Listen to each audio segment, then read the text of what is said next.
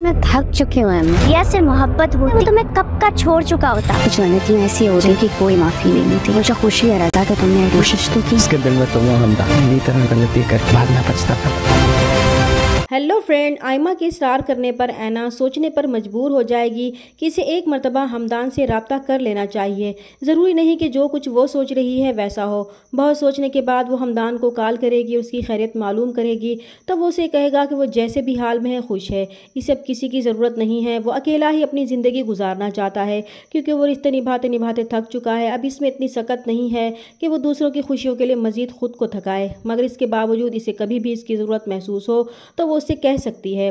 और ऐना को हमदान की ये बातें सुनकर थोड़ी सी मायूसी होगी क्योंकि इसे उम्मीद थी कि शायद हमदान इसे घर वापस आने को कहेगा तो वो भी इससे अपनी मोहब्बत का इजहार कर देगी।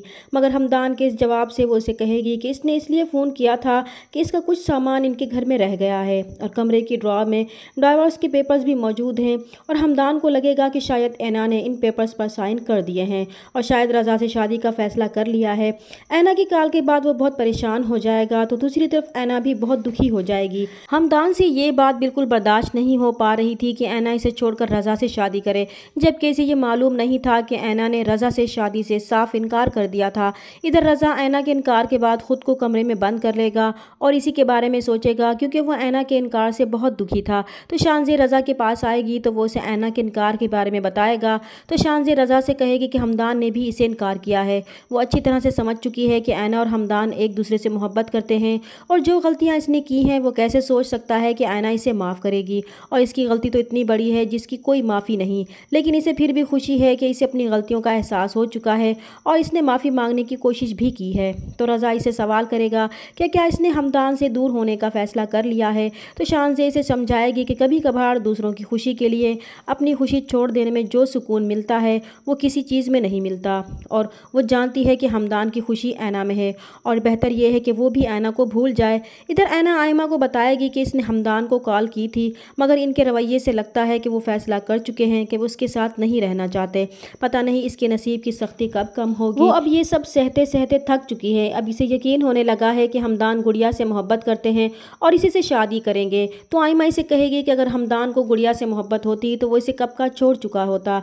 वो इसकी मोहब्बत को समझ नहीं पा रही। इधर रमज़ानी चाचा ऐना से राब्ते में होता है और ऐना इससे हमदान के बारे में सब कुछ पूछती है कि वो वक्त पर खाना खाते हैं कि नहीं। तो रमज़ानी चाचा इसे बताएगा कि हमदान इसे बहुत याद करता है। वो इसे रिक्वेस्ट करेगा कि वो वापस घर आ जाए और ये सारी बातें हमदान सुन लेगा। वो पहले ही ऐना की कॉल की वजह से परेशान था। वो अपना सारा गुस्सा इस पर निकालेगा कि वो देख रहा है कि वो आजकल काम पर ध्यान देने के बजाय कहीं और मसरूफ़ है।